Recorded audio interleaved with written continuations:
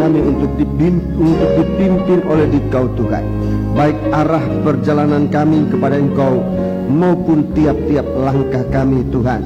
Engkau kiranya yang menetapkan di dalam firman-Mu, agar apa yang kami lakukan tidak kami lakukan karena kemauan seorang manusia, termasuk diri kami sendiri, tetapi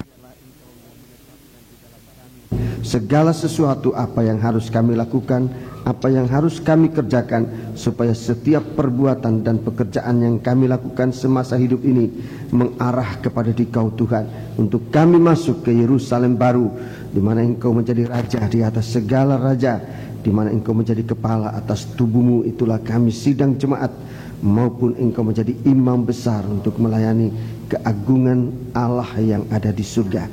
Terima kasih Tuhan, terima kasih. Kuasa-kuasa kegelapan, roh jahat yang selalu mau menggoda kami saat firman-Mu diberitakan, Bapa, kami bersatu hati panggil nama Engkau buat usir dia. Di dalam nama Tuhan Yesus Kristus, segala setan kami perintahkan kamu semua dalam nama Yesus, pergi. Darah Yesus yang berkuasa. Tuhan, kuasailah seluruh kehidupan kami sidang jemaat ini dalam pengaruh urapan Roh-Mu yang suci. Berikan kami kemampuan untuk dapat memusatkan hati dan pikiran, mendengarkan firman-Mu, menampung dalam kehidupan kami dan kami lakukannya. Terima kasih Bapa, haleluya. Terima kasih, dalam nama Tuhan Yesus Kristus kami sudah naikkan doa kami, haleluya, amin.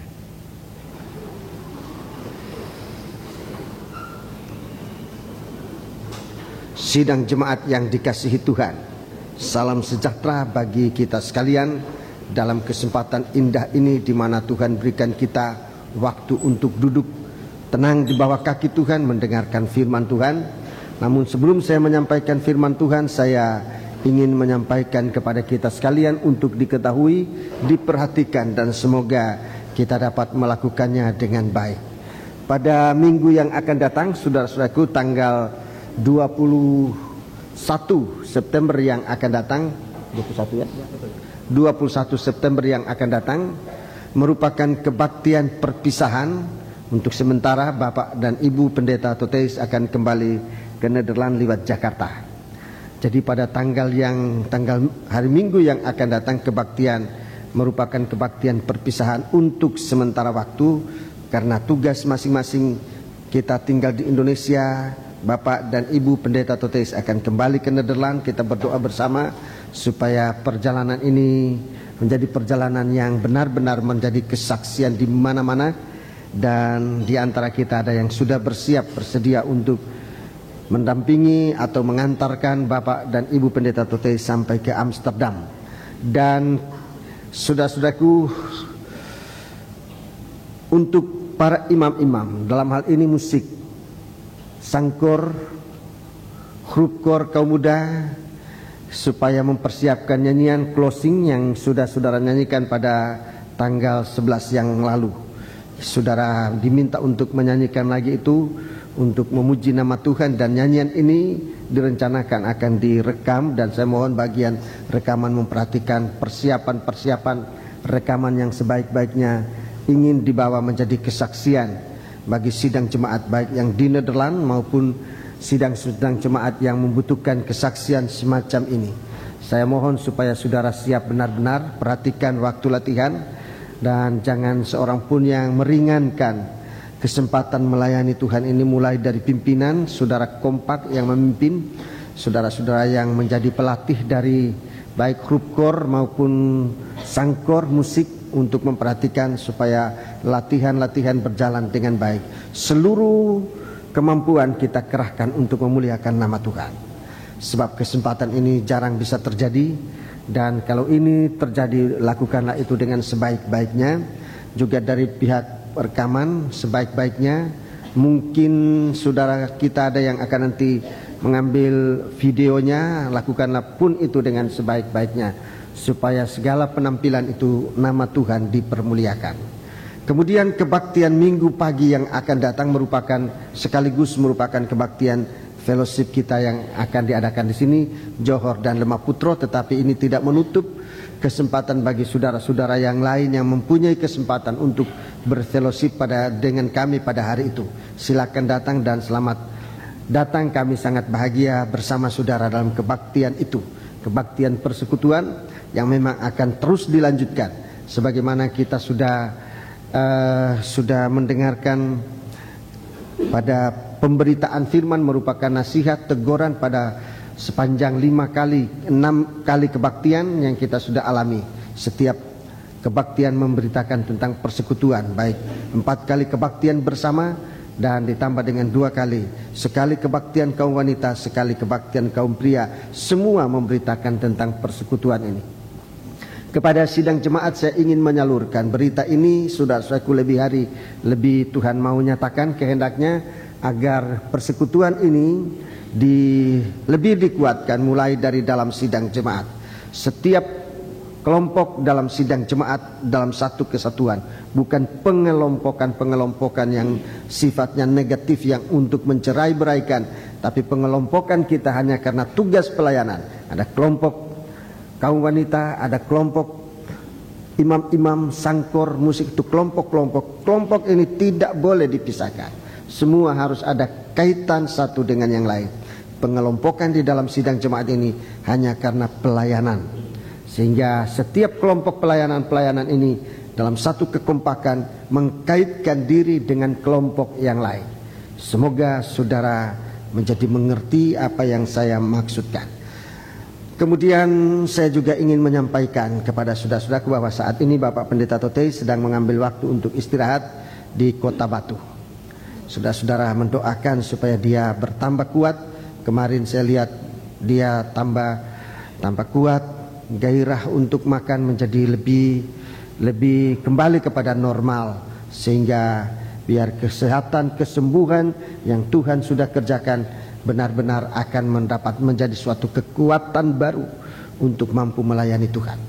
Selanjutnya saya ingin menyampaikan rasa terima kasih kepada saudara-saudara sekalian yang sudah dalam satu kesatuan hati dalam pelayanan kebaktian persekutuan. Semua saudara-saudara sudah melibatkan diri, dan jika ada saudara yang rasanya terlibat dalam melibatkan diri, ikutilah segala kegiatan-kegiatan selanjutnya, supaya jangan lebih hari malah lebih jauh dari kegiatan ini. Seluruh baik para imam-imam maupun anggota sidang jemaat, kita bersama-sama melibatkan diri dalam setiap kegiatan bersama dalam pelayanan, baik dalam doa, dalam pengorbanan, tenaga, pikiran, dana, apapun yang dibutuhkan. Sementara masih kita bisa melakukan itu, lakukanlah itu dengan sebaik-baiknya. Sebab pada suatu waktu kita tidak dapat melakukan itu, orang yang lengah akan benar-benar ketinggalan, dan ketinggalan berarti tidak punya kesempatan. Sebab itu mari kita mau gunakan waktu yang ada ini, waktu yang sangat singkat ini, seberapa yang Tuhan berikan kepada kita, apa saja berkat, apa saja kesehatan tubuh, kekuatan, umur panjang yang kita akan gunakan untuk melayani Tuhan. Terima kasih buat keikutsertaan saudara-saudara sekalian, dan kita jaga supaya dalam setiap kegiatan fellowship, kegiatan persekutuan ini, kita jangan menjadi orang yang mengikut arus yang berlawanan, tapi kita ikutkan arus gerakan persekutuan ini. Gerakan persekutuan ini akan lebih melebar, lebih meluas, lebih kuat di hari-hari mendatang, sampai kita nanti akan menjadi satu tubuh. Jadi hubungan nanti tidak lagi antara domba dan gembala, tidak lagi, akan lebih daripada itu, antara tubuh, anggota tubuh yang satu dengan anggota tubuh yang lain yang tidak mungkin bisa dipisahkan. Persekutuan nanti tidak lagi seperti hubungan antara guru dan murid, itu nanti bisa pisah, akan suatu waktu bisa terpisah. Perhubungan kita tidak lagi sebagai sesama anggota organisasi akan tidak ada lagi. Sebab yang akan ada, saudara dengar penegasan kembali dalam kebaktian persekutuan yang lalu, bahwa kita bukan organisasi, tetapi suatu organ tubuh yang hidup. Kita ini semua adalah sel-sel yang harus berada di dalam tubuh. Itu berarti begitu terlepas dari tubuh, dan itu tidak ada kehidupan. Tidak ada kehidupan. Sehelai rambut pun kalau dia tidak berada di kepala lagi, dia tidak ada arti. Tetapi sekalipun dia hanya sehelai rambut, tapi kalau dia berada di kepala, berada pada tempatnya, sehelai rambut itu sangat memuliakan seluruh tubuh. Sebab itu kaitkan diri dalam kesatuan tubuh ini. Jangan terutama karena masalah pribadi. Jangan masalah pribadi membuat ganjalan kita masuk dalam tubuh Kristus. Yang dapat diselesaikan dengan segera, selesaikanlah dengan segera. Yang masih belum bisa diselesaikan, jangan ada di dalam pikiran, di dalam hati angan-angan untuk memisahkan diri dari kesatuan tubuh. Tapi kita mau selalu kembali dan saling berkaitan satu dengan yang lain di dalam kaitan tubuh Kristus. Sebab di dalam persekutuan ini, saudaraku, dalam persekutuan tubuh ini arahnya nanti kepada ada satu waktu, saudara-saudaraku, di mana kita harus menghadapi seteru. Sebelum kita menghadapi seteru itu, kita sudah diberi oleh Tuhan suatu kesatuan di dalam tubuh. Dalam Injil Yohanes pasal 15, coba saudara lihat sebentar dalam Injil Yohanes pasal 11. Saya tunjukkan garis besar dari perjalanan gereja Tuhan dalam fellowship ini. Garis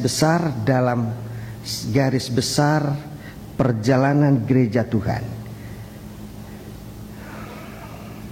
Kita membaca atau melihat, catat saja saudara, dalam Bible Study saya sudah sampaikan ini, ayat 1 sampai dengan ayat yang ke-8.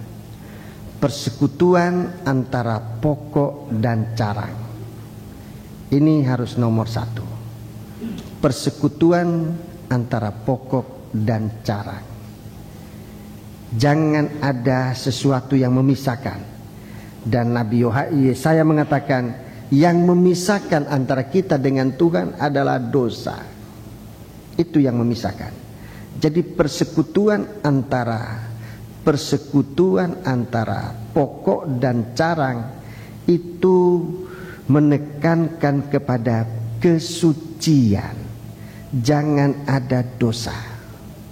Itu Tuhan minta itu. Dalam Yesaya 59 ayat 1 dan 2, dosa itu memisahkan kita dengan Tuhan. Pokok itulah Tuhan. Itulah Tuhan, itu pokok. Carang-carang kita manusia ini. Kesaksian saudara kita tadi yang mengatakan pokok ini adalah pusat, itu menggunakan istilah organisasi. Supaya kita tidak menjadi bingung, saudara-saudaraku, itu kalau tadi saudara kita mengatakan pusat gereja kita adalah di sini, itu istilah organisasi yang sebenarnya kita di organisasi ini tidak ada istilah gereja pusat, tidak ada gereja pusat, sebab kita di organisasi ini semua cabang, gereja besar dan kecil itu semua cabang. Pusatnya Kristus, itu pokok, ya. Kita semua carang-carang. Cuma ada carang yang besar, ada carang yang kecil.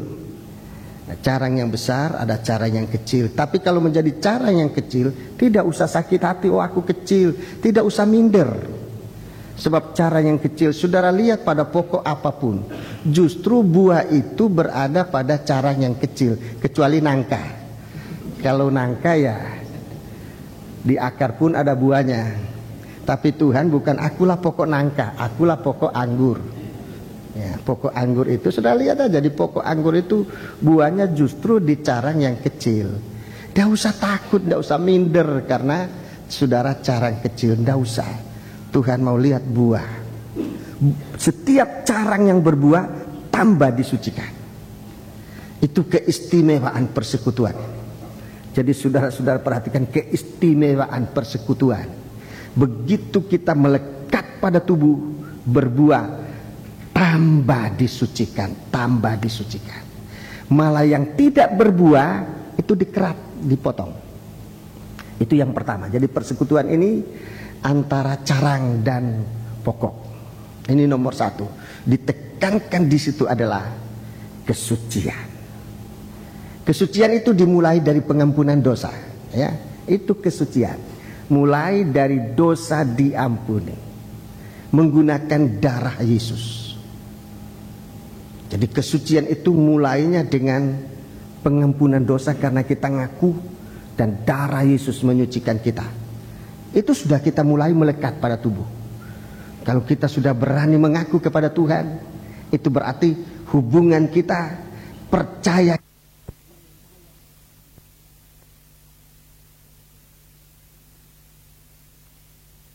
Dipercaya ini tidak hanya dipendam, tapi dipraktikkan dengan pertama-tama mengaku dosa kepada Tuhan dan kita diampuni. Persekutuan terjadi. Lanjutannya, kehidupan kita dipimpin oleh firman. Firman menyucikan.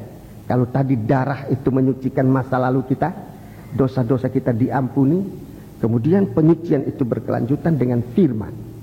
Firman yang dibukakan, firman yang diucapkan. Pengejaran firman itu menyucikan perjalanan hidup kita setiap hari. Setiap hari. Banyak kali kita berada dalam kebimbangan, kembali pada firman. Firman itu akan menetapkan langkah kita, sebagaimana kesaksian dua hamba Tuhan. Mereka mendengar firman dan diteguhkan. Langkah mereka diteguhkan. Langkah kita diteguhkan oleh firman. Kita disucikan. Masa sekarang kita, masa kita hari ini disucikan dengan firman. Dan teguran dan nasihat-nasihat firman. Itu menyucikan kita. Kemudian saudaraku, masa kita sekarang pun, saudara Tuhan, kalau kita mau mendengarkan firman, kita sudah disucikan. Tapi kalau kita masih mengeraskan hati, bukannya mustahil di suatu waktu Tuhan datang dan mencambuk, mendatangkan pukulan untuk kita, supaya kita selalu dikembalikan kepada kesucian. Kemudian masa depan kita pun disucikan oleh Tuhan. Masa depan kita disucikan oleh Tuhan dengan memberikan kita pengharapan untuk menyambut Dia dalam kemuliaannya, dan pengharapan untuk bisa masuk. Ini adalah hasil kerja dari percikan darah terakhir, 7 kali percikan darah ini untuk menyucikan gereja Tuhan supaya layak menyambut Dia yang datang sebagai mempelai laki-laki. Nah, kehidupan semacam ini dikuatkan. Jadi ini sudah aku perhatikan, kita punya kehidupan. Masa lalu kita, masa sekarang kita, masa yang akan datang kita. Semua harus ada dalam penyucian supaya kita berada pada pokok anggur. Di lain perumpamaan Tuhan tunjukkan kita ini sebagai tubuhnya dan Dia sebagai kepala. Seperti kepala tidak boleh pisah dari tubuh, demikian Tuhan merindukan kita supaya kita menjadi satu dengan Dia. Jadi ini nomor 1, saudaraku, dijaga persekutuan. Kemudian ayat 9 sampai dengan ayat 17. Ayat 9 sampai dengan ayat 17 ini persekutuan antara carang dan carang, antara saudara dengan saudara. Persekutuan di dalam tubuh Kristus.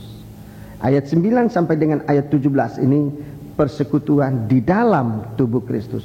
Ayat 1 sampai dengan ayat 8 persekutuan dengan Kristus. Persekutuan dengan Kristus.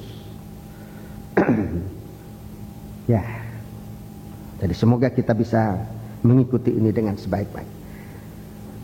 Dalam persekutuan kita seorang dengan yang lain lebih ditekankan kepada kasih sesama. Mengasihi. Dasarnya adalah kasih dari Allah. Setiap carang ini yang tadi disucikan, hubungannya dengan Tuhan disucikan. Aliran penyucian ini bersama dengan mengalirkan kasih Allah di dalam carang-carang ini, di dalam setiap anggota, supaya dengan kasih Allah kita ada kemampuan untuk mengasihi sesama. Jangan bisa memikirkan bahwa saudara bisa mengasihi orang lain dengan kasih saudara sendiri. Tidak mungkin. Tidak mungkin. Jangankan mengasihi musuh, mengasihi suami, mengasihi istri pun tidak mampu. Kalau kasih kita anggap, kita harapkan dari diri kita sendiri. Mengapa? Sebab di dalam diri manusia tidak ada kasih. Kasih itu cuma satu. Kasih itu dari Allah. Apa yang ada pada manusia itu sebenarnya bukan kasih. Itu mungkin hanya simpati, mungkin hanya rasa iba, dan itu bukan kasih. Di suatu waktu itu akan binasa. Tapi kalau kasih itu dari Allah, itu kekal. Dan kasih ini membuat kita untuk mampu mengasihi yang lain. Mengasihi istri, mengasihi suami, mengasihi sampai nanti dalam surat Petrus itu mengatakan sampai kita mengasihi semua orang. Sampai mengasihi seteru. Itu yang Tuhan ajarkan dalam Injil Matius pasal yang kelima. Jadi begitu, saudara. Hubungan kita antara sesama anggota yang ditekankan di sini adalah kasih. Nah, sekarang kita sesudah ada persekutuan dengan Tuhan, ada persekutuan antara sesama, sekarang kita menghadapi seteru. Dan ini berada pada, saudaraku, lajur terakhir, jalur terakhir, trayek terakhir dari perjalanan Yesus ke Yerusalem. Di sini dalam ayat 18 sampai dengan pasal 16 ayat 1 sampai dengan ayat 3. Ayat 18 pasal 15 sampai dengan pasal 16 ayat 1 sampai dengan ayat yang ketiga menghadapi dunia luar. Menghadapi manusia yang tidak percaya Tuhan. Di sana saudaraku di ayat 18 sampai dengan ayat yang ke-24, ayat 24, ayat 18 sampai 24 itu kebencian. Ayat itu kebencian sampai dengan ayat yang ke-25 7 kali disebutkan membenci, membenci, membenci. Itu artinya kebencian sempurna. Dunia membenci kita. Jadi saudara-saudaraku, kalau kita sekarang kita beramah-ramahan dengan dunia dan tidak siap, tidak waspada, dunia yang sekarang kita selalu beramah-ramahan itu satu waktu akan berbalik membenci, sangat membenci, sangat membenci, sampai memuncak ayat 1 sampai dengan ayat yang ketiga membunuh, sampai membunuh. Jadi ini diperhatikan, saudara. Jadi hubungan-hubungan ini, hubungan antara kita dengan Kristus. Perhatikan kesucian surat Ibrani pasal 12 ayat 14 dikatakan tanpa kesucian mustahil kita memandang Allah. Kemudian persekutuan antara sesama ditekankan adalah kasih. Sekarang ketiga menghadapi manusia duniawi. Manusia duniawi yang saya maksudkan manusia duniawi adalah manusia yang tidak mau bertobat. Manusia yang sudah nanti tidak dapat bertobat. Itu kita perhatikan di situ kebencian yang memuncak sampai pada pembunuhan. Tapi dalam pasal 16 ini Tuhan katakan, percayalah aku telah mengalahkan dunia. Jadi sekalipun dunia yang tidak bertobat itu membenci kita, ingat bahwa mereka sudah dikalahkan. Bukan akan dikalahkan, tapi mereka sudah dikalahkan. Kita sebenarnya hanya berperang dengan kekuatan yang sudah dikalahkan oleh Yesus. Kalau kita kalah itu karena bodohnya kita, sebab tidak bersekutu dengan Tuhan, tidak mau bersekutu dengan yang lain, mau berperang sendiri. Hanya bodohnya kita. Kalau kita mau menyatu dengan Tuhan, maka semua musuh-musuh itu sudah dikalahkan oleh Tuhan. Sudah dikalahkan oleh Tuhan. Jadi saudara-saudaraku, kita kalau kita lihat suatu nubuatan perjalanan Yesus ke Yerusalem, kita berada pada mil terakhir. Kalau perjalanan Yesus ke Yerusalem, kita berada pada mil yang terakhir. Dalam Injil Markus, Injil Lukas pasal 13. Injil Lukas pasal 13 kita baca lebih dahulu. Injil Lukas pasal 13. Saya tunjukkan cara garis besar. Ini suatu nubuatan besar. Ayat 31 kita baca, ayat 31 sampai 35 ini dibaca. Pada waktu itu datanglah beberapa orang Farisi dan berkata kepada Yesus, "Pergilah, tinggalkanlah tempat ini, karena Herodes hendak membunuh engkau." Ya, Herodes hendak membunuh engkau. Terus jawab Yesus kepada mereka, "Pergilah dan katakanlah kepada si serigala itu, Aku mengusir setan dan menyembuhkan orang pada hari ini dan besok, Ya, dan pada hari ini, yang besok, ketiga dan pada hari yang ketiga aku akan selesai.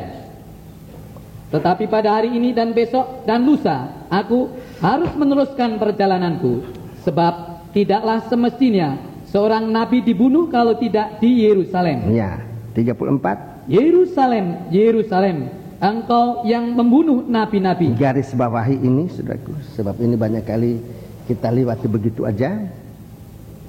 Yerusalem membunuh nabi-nabi. Tadi Herodes membunuh Tuhan Yesus, utusan Allah. Terus? Dan melempari dengan batu orang-orang yang diutus kepadamu. Ya, terus. Berkali-kali aku rindu mengumpulkan anak-anakmu, sama seperti induk ayam mengumpulkan anak-anaknya di bawah sayapnya, tetapi kamu tidak mau. Kamu tidak mau. Sekarang anak-anak ayam mau dikumpulkan, ada anak-anak ayam yang tidak mau dikumpulkan. Bahaya, bahaya betul. Terus? Sesungguhnya rumahmu ini akan ditinggalkan. Ya, dan menjadi sunyi. rumahmu akan ditinggalkan menjadi sunyi. Nanti kalau menyendiri, tidak mau bersekutu, malah nanti akan kesunyian, sepi sama sekali. Kamu akan ditinggalkan. Yang tidak mau bersekutu, yang tidak mau berfellowship, itu nanti akan ditinggalkan.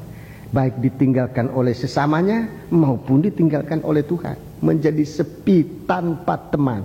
Tidak ada pokoknya, tidak ada carang-carang yang lain, tidak bisa berbuah. Jadi jangan main-main dengan fellowship, saudaraku. Kalau sekarang kita berita fellowship yang memang sudah ada sejak dulu, sekarang ditekan kembali, sekarang dipancarkan sinarnya untuk menyoroti kita, itu berarti hari kedatangan sudah dekat.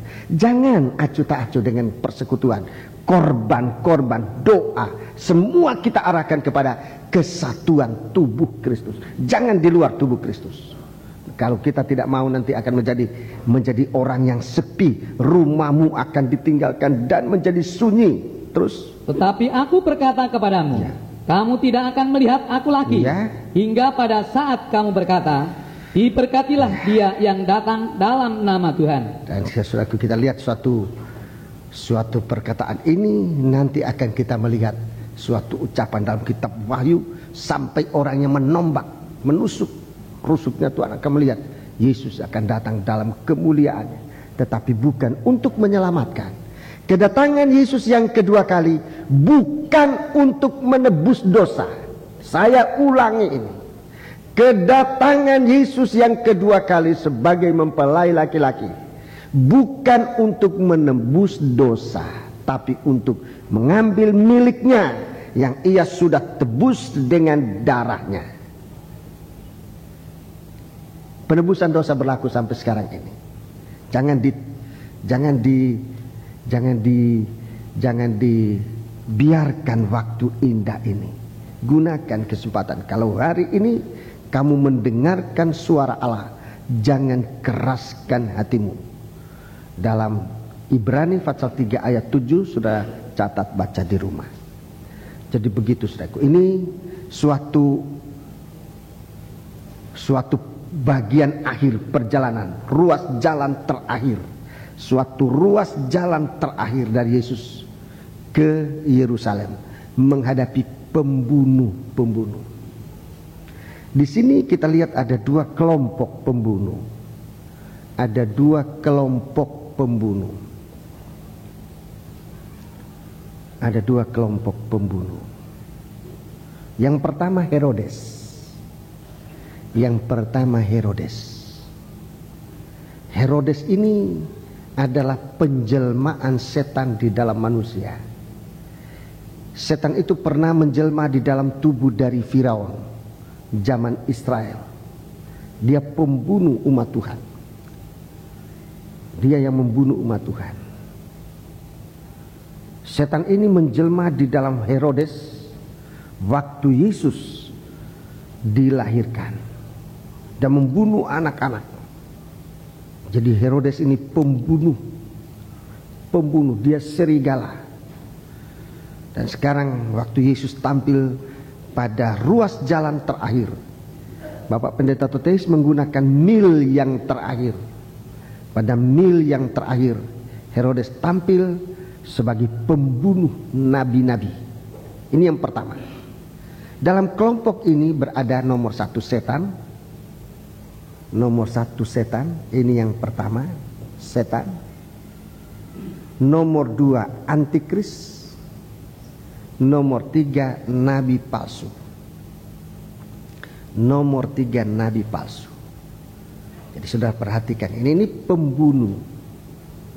Ini tiga, dalam kelompok ini kita lihat tiga orang ini. Tiga orang ini. Kemudian di sini dalam yang kedua, kelompok kedua disebut Yerusalem. Yerusalem. Ini kelompok kedua. Yerusalem, Yerusalem, engkau yang membunuh nabi-nabi dan melempari dengan batu orang-orang yang diutus kepadamu. Utusan-utusan Tuhan. Saudaraku, bukan suatu hal biasa seorang yang sakit parah mendekati ajalnya seperti yang dialami oleh Bapak Pendeta Toteis. Itu bukan kejadian tanpa maksud Tuhan. Dia itu menghadapi ajal, sudah disuruh mengumpulkan anak-anak, memberikan pesan-pesan pada anak-anak dan sidang jemaat.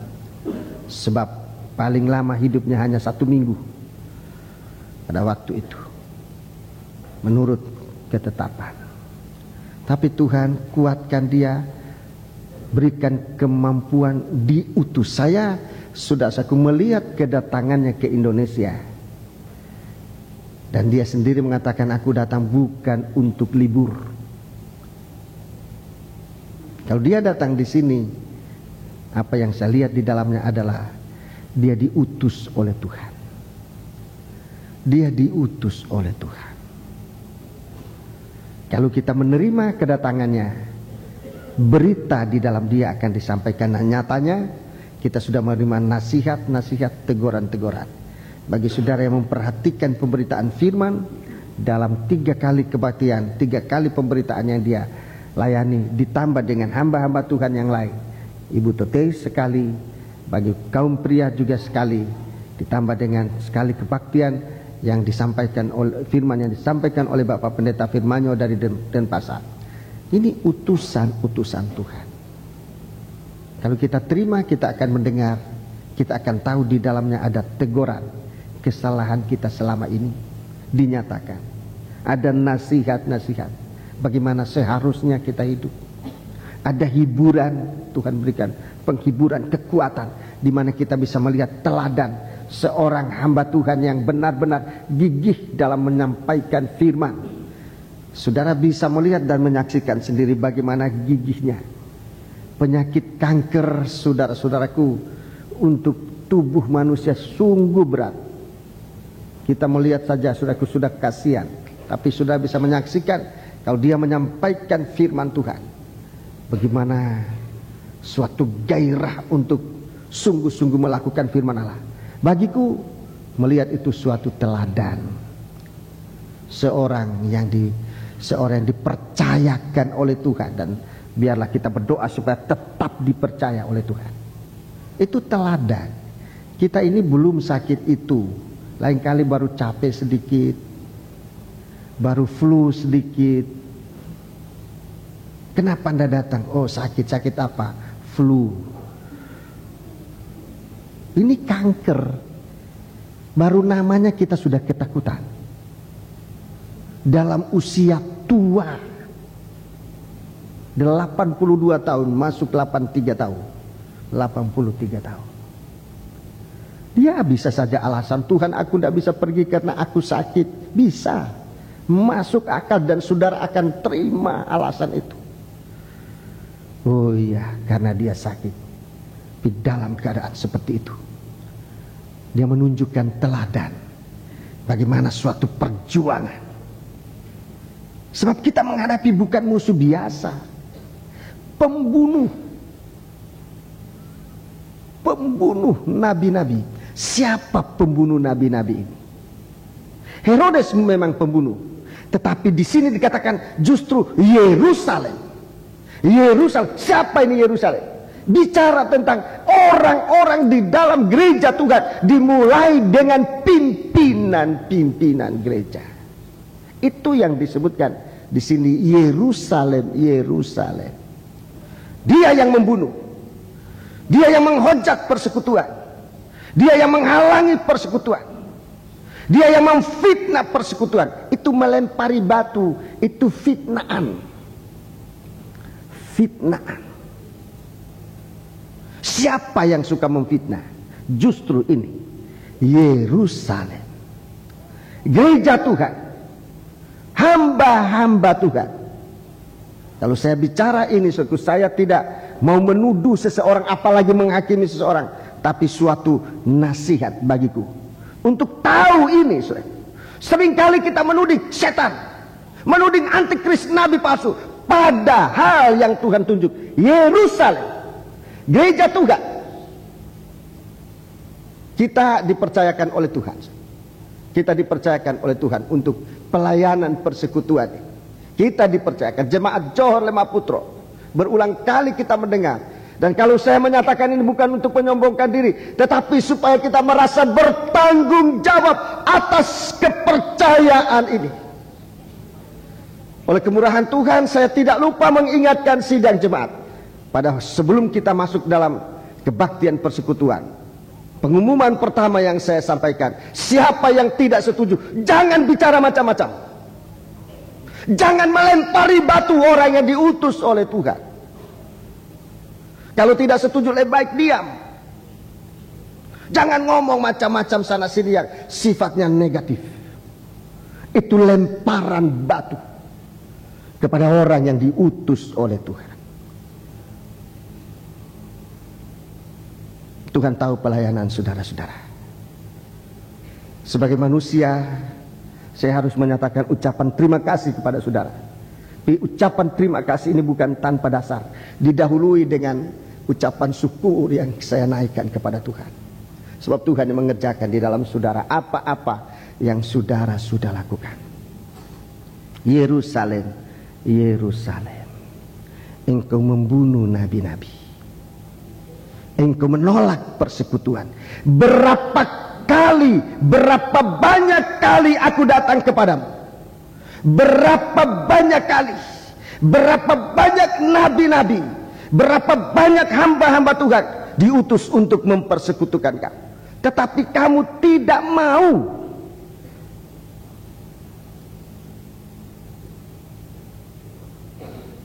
Kamu tidak mau. Di sini Tuhan memberikan suatu perumpamaan dengan mengumpulkan anak-anak ayam, seperti induk ayam mengumpulkan anak-anaknya di bawah sayapnya, tetapi kamu tidak mau. Kalau saya membaca di sini, saya bisa melihat betapa rendahnya derajat manusia, derajat dari anak-anak Tuhan yang menamakan diri anak-anak Tuhan, tetapi tidak mau dipersekutukan, tidak mau dalam persekutuan. Lebih rendah dari anak ayam. Kalau dia merasa kuat, sebetulnya kekuatannya lebih kecil dari kekuatan seekor anak ayam. Mengapa saya katakan begini? Di desa saya mempunyai pengalaman sudah suku tentang anak ayam. Jadi saya bicara ini bukan anak ayam sekarang yang hidup sendiri itu, ditetaskan bukan oleh induknya, ditetas-tetaskan dewe, kemudian disuntik, dia disuntik. Kalau tidak disuntik dia akan mati. Ayam-ayam itu disuntik semua. Kalau tidak disuntik akan mati. Kalau di sini ada pemelihara ayam, coba tanya betul tidak yang saya ngomong. Mengapa? Sebab di dalam diri ayam itu sebetulnya ada suatu stres yang kuat yang bisa mematikan. Apa yang saya lihat di desa itu, saya kasih contoh, ini induk ayam. Saya taruh di sini. Ini anak ayam. Ini beras. Coba taruh di antara dua ini. Taruhlah anak ayam di tengah-tengah ini. Lepaskan. Ini beras, ini makanan ayam. Ini induk ayam. Taruh anak ayam ini di tengah-tengah. Saudara boleh coba di rumah. Kalau kurang percaya. Kemana? Sudah lihat kemana larinya ayam ini, anak ayam ini? Kemana? Sudah kira-kira kemana? Ke beras atau ke induknya? ke induknya, bukan ke beras. Sekalipun beras itu penting, makanan itu penting, kebutuhan-kebutuhan lain itu penting, tapi lebih penting dari segala-galanya bukan beras, induknya. Kamu tidak mau, kamu justru lari ke beras, tidak lari ke induknya. Sebab saudara pikir kamu hidup oleh beras itu. Kalau anak ayam ini ditinggalkan oleh induknya, berapa waktu dia akan mati, sekalipun saudara kasih makan apa saja. Mengapa? Tanpa induknya dia stres. Kalau ia seorang diri dia akan stres. Itu membuat mati, bukan karena tidak makan, bukan karena tidak punya uang, tapi karena tidak punya Tuhan, tidak punya induk yang bisa menaungi dia. Bisa mati stres, bukan karena tidak punya uang. Mungkin dia akan mati di atas unggukan padi di lumbung tanpa induknya. Kamu, berapa banyak kali aku berusaha untuk mengumpulkan kamu, seperti seekor induk ayam mengumpulkan anak-anak, tapi kamu gak mau. Saudara lihat bagaimana keadaan kita di hari-hari ini. Bagaimana keadaan anak-anak Tuhan di masa ada percobaan? Kemana larinya? Tidak kepada Tuhan, larinya kepada perkara yang lain untuk menyelesaikan masalah. Tidak akan menyelesaikan, sebab stres itu akan tetap ada di dalam hati. Lari kepada Tuhan. Tuhan mempunyai cara tersendiri untuk melepaskan segala rasa takut, rasa bimbang yang ada di dalam diri kita saat kita ada persekutuan dengan Dia, di saat kita berada di bawah kepak sayap induk kita. Dalam Wahyu pasal 12, saudaraku, Tuhan berikan kepada gereja itu dua sayap yang besar, seperti sayap burung nasar, firman dan Roh Kudus.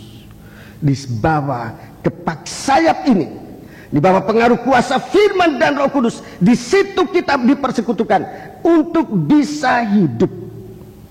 Jadi kita lihat ini pembunuhan yang kejam yang tidak dirasakan, tidak disangka, tidak dimengerti oleh anak-anak ayam, oleh anggota sidang jemaat, adalah sikap terutama kami hamba Tuhan yang mau menghalangi persekutuan, yang tidak membawa sidang jemaat kepada persekutuan di dalam pengajaran firman yang betul dan di dalam rohnya yang betul, roh suci, roh dari Allah. Kita mau perhatikan ini. Jadi di hari-hari ini gereja Tuhan menghadapi ini. Di dalam Injil Yohanes pasal 16, orang yang membunuh kamu menyangka dirinya ia beribadah kepada Allah. Ia beribadah kepada Allah dengan kedok untuk mempertahankan suatu sistem ibadah, sistem kebaktian buatan sendiri. Anak-anak Tuhan mau disingkirkan, mau dipisahkan dari induk persekutuan. Sebab itu mari kita mau perhatikanlah dengan sungguh-sungguh. Sangat sederhana Tuhan menerangkan segala maksud dan tujuan ibu ayam, induk ayam, dan anak-anaknya. Itu sangat sederhana, orang desa ngerti kok itu. Orang desa ngerti bagaimana induk ayam membutuhkan, bagaimana anak ayam membutuhkan induknya. Orang desa ngerti. Begitu sederhana Tuhan menjelaskan bagaimana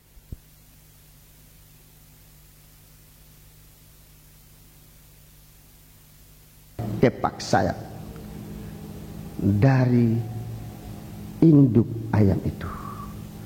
Dalam Wahyu pasal 12, dua sayap besar bagaikan sayap burung nasar. Penjelasan yang kita dengar dan dapat dipercaya bahwa dua sayap ini adalah firman dan Roh Kudus. Perhatikan sekarang saya mau tunjukkan dalam kitab Wahyu, hubungan dalam kitab Wahyu, apa yang mematikan manusia ini.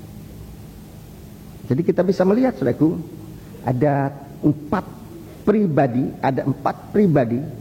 Nomor satu setan, nomor dua antikris, tiga nabi palsu. Ini satu kelompok. Biar sudah lihat tangan saya. Nomor satu setan, nomor dua antikris, nomor tiga nabi palsu. Ini satu kelompok. Ditambah dengan kelompok yang ini, yang satu ini adalah Yerusalem. Jadi ada empat pribadi yang mau menghalangi perjalanan gereja Tuhan ke Yerusalem. Ada empat pribadi. Dalam Wahyu pasal 9, kitab Wahyu pasal yang ke-9, kita baca mulai ayat yang ke Wahyu pasal 9 mulai ayat 13. Lalu malaikat yang keenam meniup sangkakalanya, dan aku mendengar suatu suara keluar dari keempat tanduk misbah emas yang di hadapan Allah, dan berkata kepada malaikat yang keenam yang memegang sangkakala itu, lepaskanlah keempat malaikat yang terikat dekat sungai besar Efrat itu. Ya, empat malaikat. Setan itu malaikat. Setan itu malaikat yang memberontak bersama nabi-nabi palsu antikris. Ini tiga malaikat yang memberontak dalam rencana kerajaan sorga. Ini dalam 2 Korintus pasal 11, Rasul Paulus katakan mereka menampilkan diri bagaikan malaikat terang. Ini tiga orang. Setan, nabi palsu, antikris. Kemudian malaikat yang keempat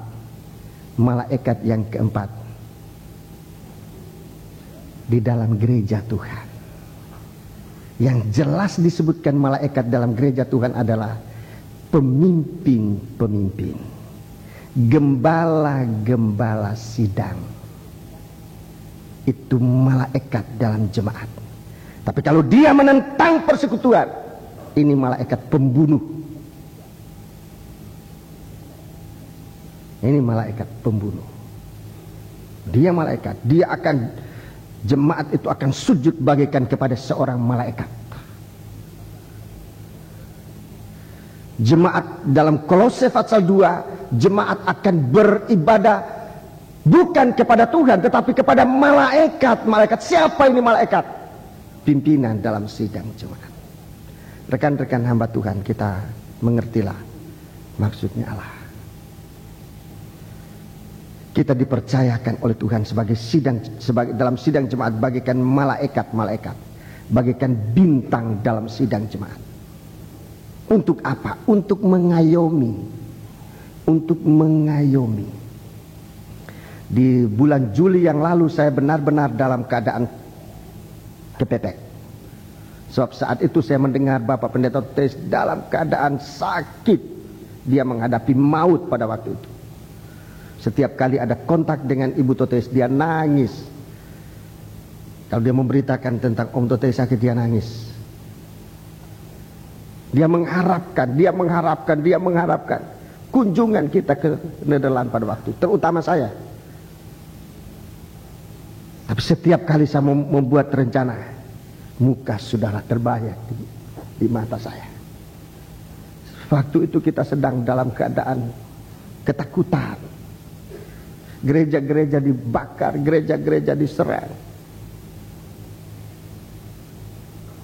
Begitu saya mau membuat rencana, saya mengingat orang tua ini ingin kunjungi pada waktu itu. Di wajah saudara, saya katakan kepada Tuhan, kalaupun saya tinggal di sini, saya tidak bisa membuat apa-apa buat anggota. Saya tidak bisa menolong saudara secara kekuatan, secara apa untuk melindungi saudara. Saya tidak punya kekuatan. Tetapi dengan hadirnya seorang gembala di tengah-tengah saudara, sedikitnya saudara aman. Ada gembala tidak tinggalkan kita di saat suasana ketakutan itu, di saat suasana stres. Berapa kali saya dinasihati, menyingkir dari Jalan Johor, mengungsi dari Jalan Johor, malam ini nanti ada serangan. Saya bilang terima kasih. Tapi kalau saya keluar dari Jalan Johor, orang nanti cari saya di mana? Mereka tahu alamat saya di Jalan Johor. Mereka mau telepon, saya nggak ada. Saya tinggal di situ, saya tidak bisa bikin apa-apa. Hanya itu. Dan begitu suasana tenang, berita dari pihak keamanan, dari polisi, dari penanggung jawab keamanan, mengatakan keadaan aman Pak. Rencana kita buat dalam waktu singkat untuk berangkat ke Nederland. Terima kasih buat saudara-saudara yang sempat menyertai gembala. Dan penyertaan saudara dengan gembala sudah merupakan suatu kesaksian. Kalau saudara rombongan bisa mendengar apa yang disaksikan oleh Bapak Pendeta Toteis di Amsterdam, suatu contoh di mana gembala ada, diikuti oleh domba-domba. Kalau saya mengatakan ini, saya bukan untuk menyombongkan diri, tapi saudara sudah menjadi saksi pada waktu itu. Suatu persekutuan yang harus dipertahankan erat. Jangan sesuatu masalah pribadi dibesar-besarkan untuk melepaskan kita satu dengan yang lain. Sebab kita mau disekutukan oleh Tuhan. Lanjutkan persekutuan dengan sebaik-baik. Jadi kita melihat di sini bagaimana Tuhan mau melihat kita sebagai seorang gembala, rekan-rekan gembala. Betapa kecilnya pun sidang jemaat itu.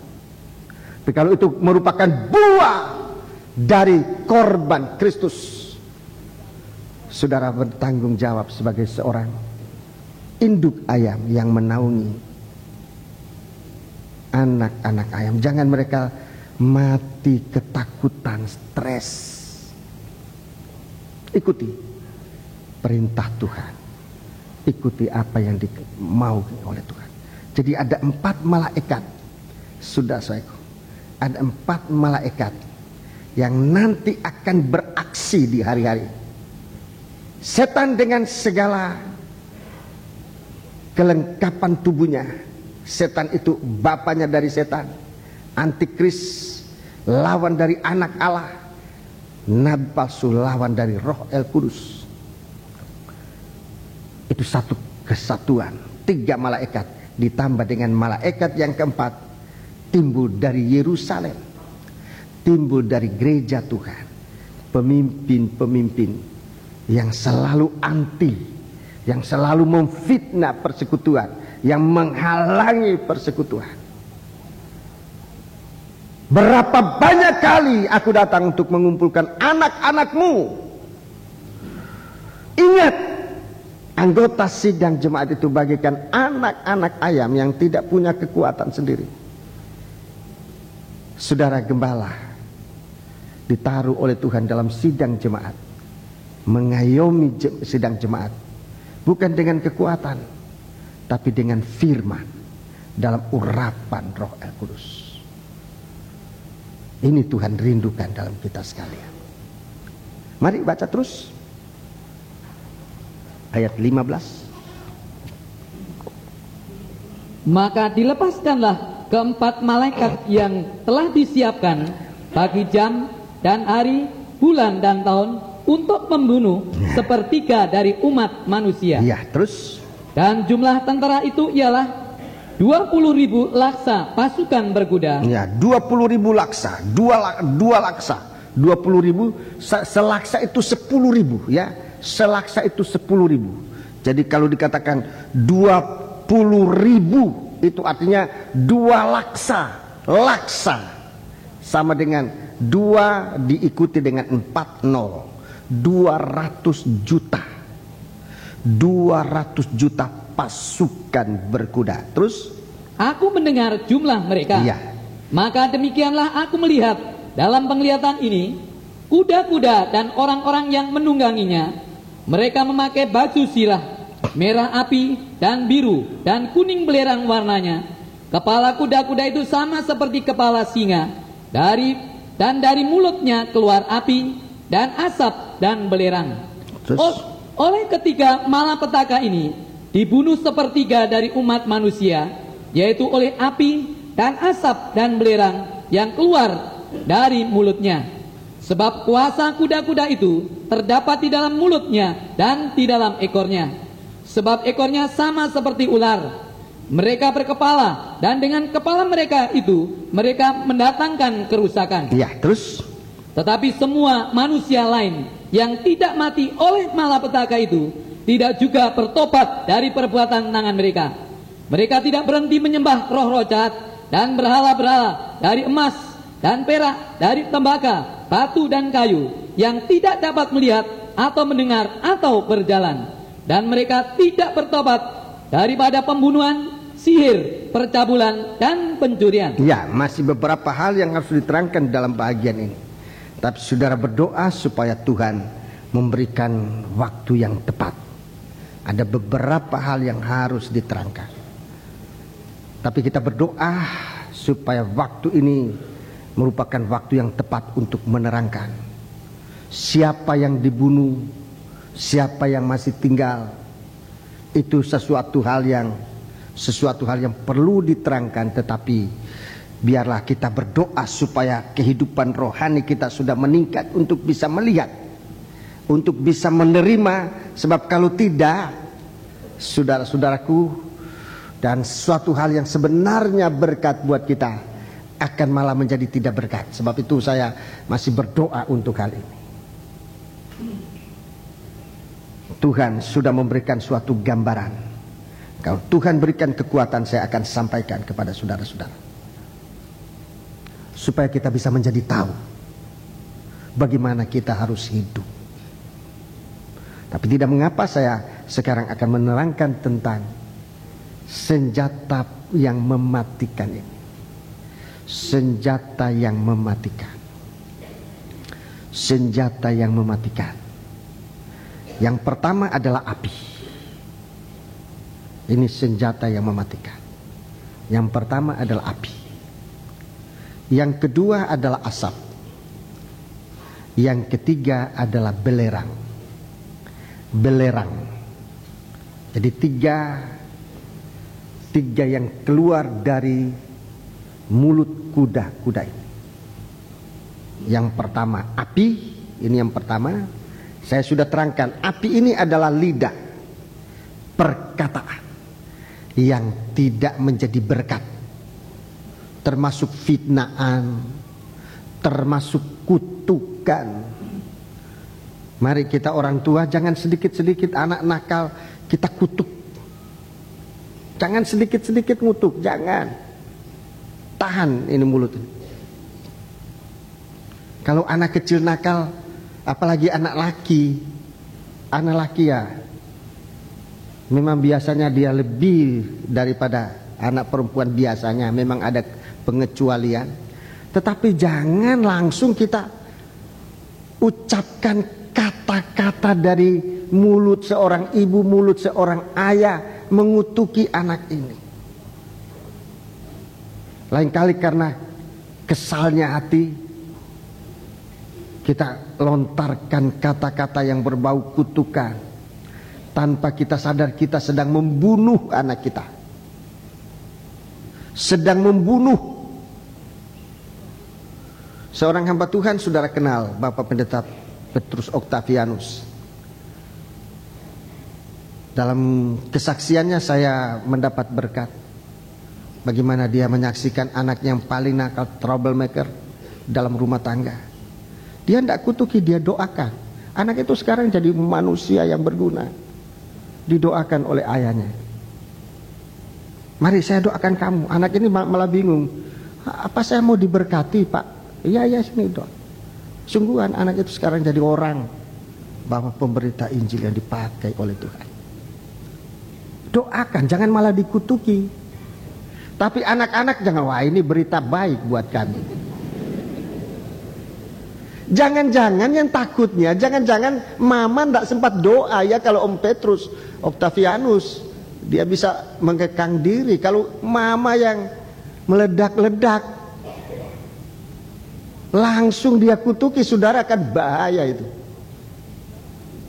Atau papa pulang dari pekerjaan, di kantor banyak persoalan, dengar laporan begini-begini, mana anak kurang ajar itu sini tak. Wah, Kan sudah celaka itu. Ya. Jadi jangan memancing air yang memang sudah keruh. Dan memang tak ada orang memancing di air terang-terang, mana ada orang. Ikannya sana jolokan pancing. Ya enggak ada orang mancing itu di air keruh, semua airnya keruh. Enggak kelihatan ikannya di mana. Begitu. Perhatikan, jangan membuat kekeruhan. Lalu terpancing dapat, wah, antikris nanti keluarnya.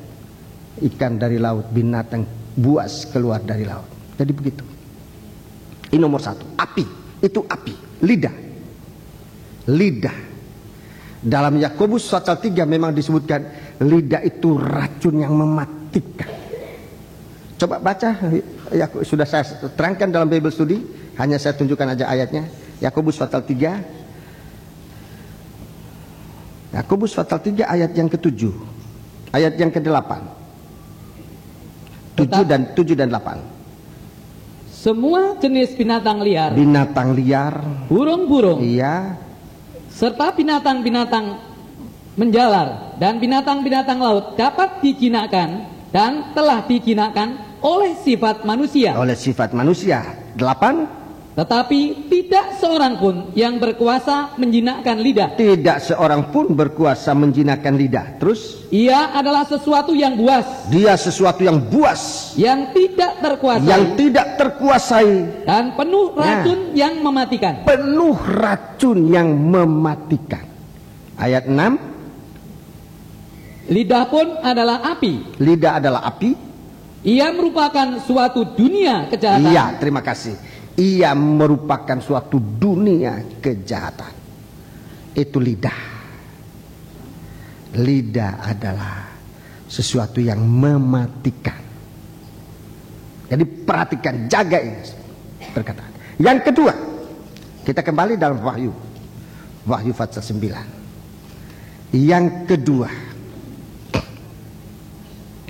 kedua, asap. Dalam pasal 9 ini, dalam pasal 9, pengertian tentang asap ini sangat jelas.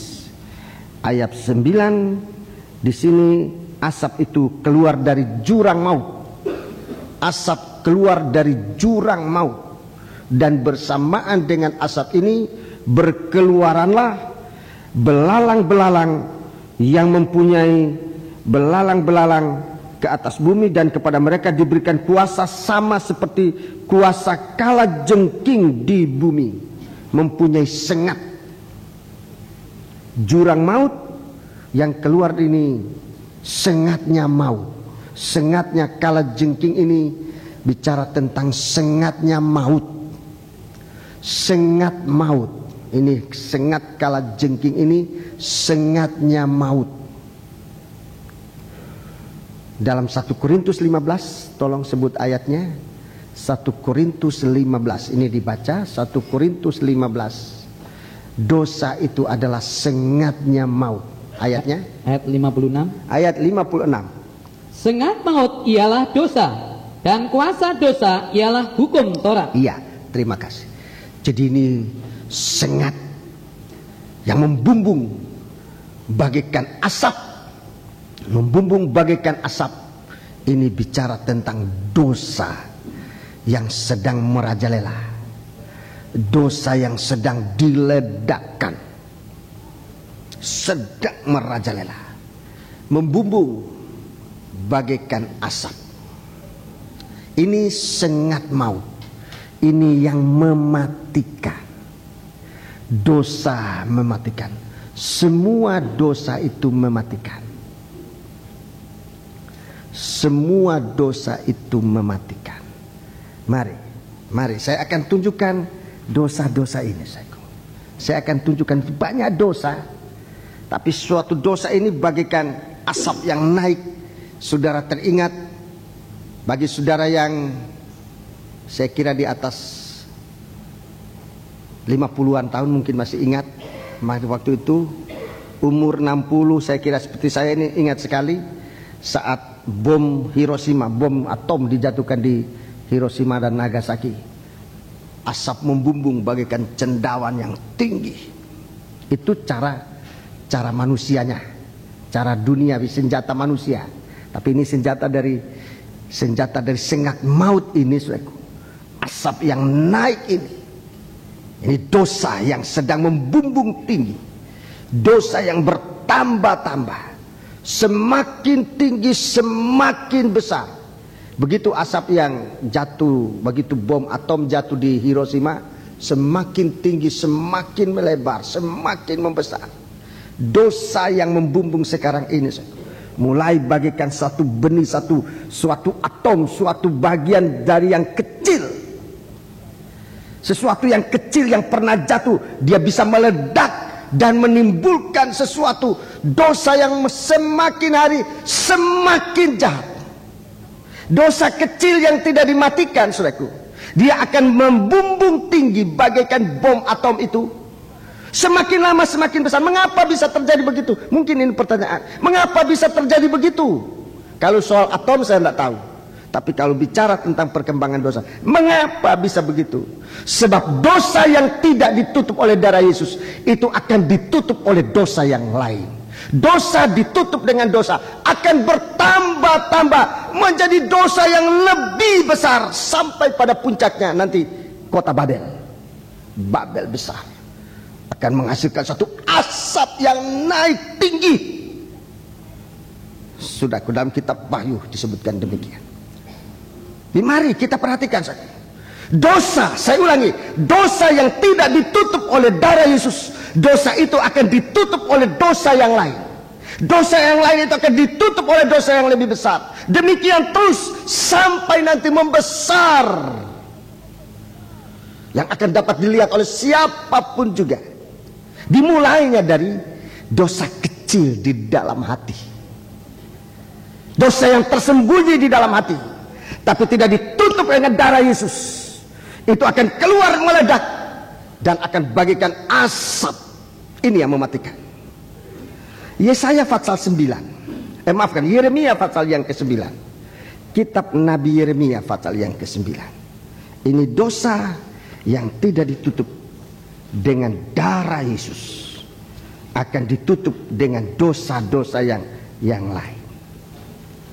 Yeremia pasal yang ke-9. Kitab Nabi Yeremia pasal yang ke-9. Kita baca mulai ayat yang ke-4. Baiklah setiap orang berjaga-jaga terhadap temannya. Sebentar. Ayat 3 lebih bagus, kita baca mulai ayat 3. Mereka melenturkan lidahnya seperti busur. Dusta dan bukan kebenaran merajalela dalam negeri. Jadi dimulai di sini dibicarakan tentang soal api dosa dari lidah ini. Terus, sungguh mereka melangkah dari kejahatan kepada kejahatan. Ya, dari kejahatan kepada kejahatan. Tetapi Tuhan tidaklah mereka kenal. Tidak mereka kenal. Tuhan tidaklah mereka kenal. Terus, baiklah setiap orang berjaga-jaga terhadap temannya. Ya, baiklah setiap orang berjaga terhadap temannya. Dan janganlah percaya kepada saudara manapun. Terus kenapa? Sebab setiap saudara adalah penipu ulung. Oh, ini sangat menyakitkan. Kalau kita ditipu oleh orang kita tidak kenal, ya menyesal. Tetapi kalau ditipu oleh teman, oleh saudara kita, waduh, sakitnya bukan main.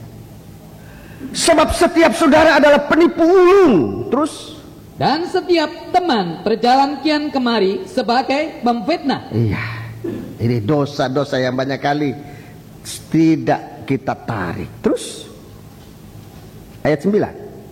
Yang seorang menipu yang lain dan tidak seorang pun berkata benar. Terus mereka sudah membiasakan lidahnya untuk berkata dusta. Ya, terus mereka melakukan kesalahan dan malas untuk bertobat. Ya, jadi dosa itu tidak ditutup dengan darah Yesus. Tidak ada pengakuan yang betul. Dosa dibiarkan, tidak ditutup dengan darah Yesus. Bertobat itu kaitannya adalah darah Yesus. Karena kita mengaku kepada Tuhan, darah Yesus menutup dengan dosa itu dan kita kembali kepada Tuhan, kita bertobat. Tapi di sini mereka malas untuk bertobat. Ayat 6, apa yang mereka buat? Penindasan Ya. ditimbuni penindasan. Dosa ditimbuni dengan dosa, terus Tipu ditimbuni tipu. tipu ditimbuni dengan tipu. Mereka enggan mengenal Tuhan. Iya. Jadi dosa itu semakin membesar, sebab dosa itu ditimbuni dengan dosa, tipu ditimbuni dengan tipu, curi ditimbuni dengan tipu, terus bertambah-tambah bagaikan cendawan besar. Ini dosa. Ini dosa. Ini dosa yang membawa maut. Ini dosa yang mematikan. Dosa yang tidak ditutup oleh darah Yesus. Dosa yang tidak diakui. Itu dosa yang mematikan. Semua dosa itu adalah, semua kejahatan itu adalah dosa. Tapi ada dosa yang membawa maut. Dosa mana yang membawa maut ini? Dosa mana yang mematikan ini? Dosa yang tidak diakui, tidak ditutup, tidak dimatikan dengan darah Yesus. Tapi dosa dibiarkan tumbuh, dan dia tumbuh bagaikan asap, merupakan cendawan besar. Lebih hari lebih membesar. Saudara ingat kejadian di Nagasaki, Hiroshima. Saudara bisa lihat gambar-gambarnya. Begitu dosa. Mulai dari titik kecil bagaikan atom, bagaikan titik yang kecil atom di dalam hati. Kalau dia meledak, dia mematikan bukan hanya manusia satu orang, tapi mematikan banyak orang. Ini asap dosa yang tidak ditutup dengan darah Yesus. Perhatikan lidah kita, perkataan kita nomor satu itu api. Perhatikan dosa. Dosa yang tidak ditutup dengan darah Yesus itu mematikan. Untuk lebih jelasnya saya tunjukkan bahwa asap ini gambaran dari dosa. Selain dari Wahyu pasal 9 tadi, dalam kitab Kejadian, dosa Sodom dan Gomora. Dosa Sodom dan Gomora. Kejadian pasal yang ke kitab Kejadian, kita membaca pasal yang ke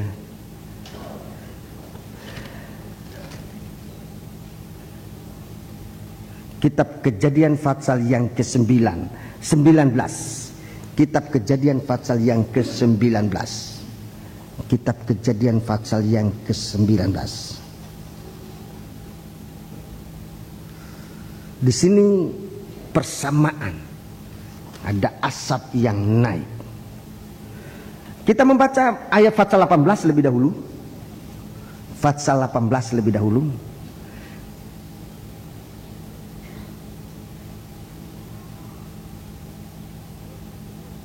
Ayat yang ke-20. Ini Tuhan bicara kepada Abraham. Abraham ini orang benar. Sekarang kepada dia Tuhan bicara tentang Sodom dan Gomora.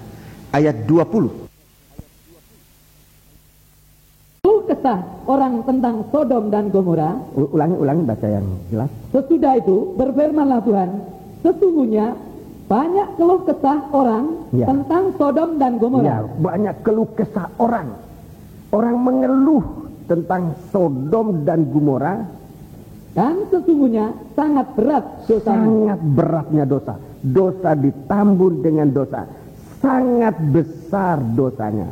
Terus, baiklah aku turun untuk melihat apakah benar-benar mereka telah berkelakuan seperti keluh kesah orang yang telah sampai kepadaku atau tidak. Aku hendak mengetahuinya. Tuhan memeriksa. Tuhan ini hakim yang maha adil. Di ayat lain dikatakan dia tidak seenaknya menghakimi. Dia melihat, dia menimbang, dia memberi waktu untuk bertobat. Aku turun untuk melihat. Aku turun untuk melihat. Bukan Tuhan tidak tahu Sodom dan Gomora itu sudah berbuat dosa. Bukan Tuhan tidak tahu bahwa kita berbuat dosa. Tuhan tahu kita berbuat dosa. Tapi hanya berbuat dosa ini Tuhan masih mau lihat sampai sebatas mana manusia ini sudah berbuat dosa. Sudah. Sampai pada puncaknya atau belum? Saya mau tunjukkan puncaknya lebih dahulu. Manusia berbuat dosa, saya kasih contoh. Dia seorang pembunuh, atau dia seorang pencuri, atau dia seorang penjina. Dia berbuat dosa begitu banyak dosanya. Tuhan tahu Sodom dan Gomora sudah berbuat dosa. Tuhan tahu kita sudah berbuat dosa banyak. Tapi Tuhan turun ke dalam dunia ini. Dia sudah datang dari surga, datang ke dalam dunia untuk apa? Untuk mengetahui secara tepat apakah manusia ini sudah sampai pada puncaknya berbuat dosa. Di mana puncaknya dosa? Dengarkan. Puncak perbuatan dosa adalah tidak percaya kepada Yesus yang sudah diutus oleh Tuhan sebagai penebus dosa. Itu puncak. Tidak percaya. Kalau manusia pembunuh jahat sekalipun, seperti yang sudah dihakimi dan disalibkan bersama dia, dia sudah berada pada kejahatan yang begitu tinggi, begitu berat, tapi belum puncak. Waktu dia melihat Yesus, oh, dia katakan, Bapa, Tuhan, ingat akan aku kalau engkau sudah datang sebagai Raja. Ini yang Tuhan tunggu. Apa kita manfaatkan utusan Tuhan Yesus Kristus datang ke dalam dunia untuk mempercayakan diri kita kepada Dia, dan kita dapat pengampunan karena Allah mengasihi dunia ini sehingga dikirimkan anaknya yang tunggal, supaya barang siapa yang percaya akan Dia jangan binasa, tetapi beroleh hidup yang kekal. Tuhan utus anaknya ke dunia ini untuk apa? Supaya kita percaya kepada Dia. Ini hanya tinggal ini yang Tuhan tunggu. Kalau kita ini belum dihukum, tinggal satu langkah ini yang Tuhan tunggu. Apakah manusia berdosa ini mau percaya kepada Tuhan? Semoga saudara mengerti. Hanya itu yang Tuhan. Bukannya Tuhan tidak tahu Sodom dan Gomora berbuat dosa. Cuma Tuhan mau tahu kalau Allah datang kepada dia, menjadi percaya atau tidak orang ini. Kalau dia percaya, dosanya itu belum puncak, dia diampuni. Tapi kalau Yesus sudah datang, kalau Tuhan sudah datang, tapi orang ini tetap tidak percaya, itu berarti dosanya sudah memuncak. Nggak ada lagi kesempatan untuk diampuni. Orang nggak percaya, bagaimana bisa? Dosa itu yang membawa maut. 1 Yohanes 5 ayat 16. Dan selanjutnya, dosa itu yang membawa maut. Kalau orang ini masih mau ngaku dosa, dosa yang merah kirmisi sekalipun, dosa yang hitam seperti arang sekalipun, tapi kalau dia, oh Tuhan, aku menyesal dosaku, ingat akan daku, oh Tuhan, kalau engkau datang sebagai Raja, dia diampuni. Hari ini engkau bersama aku di Firdaus. Ngaku percaya pada Tuhan.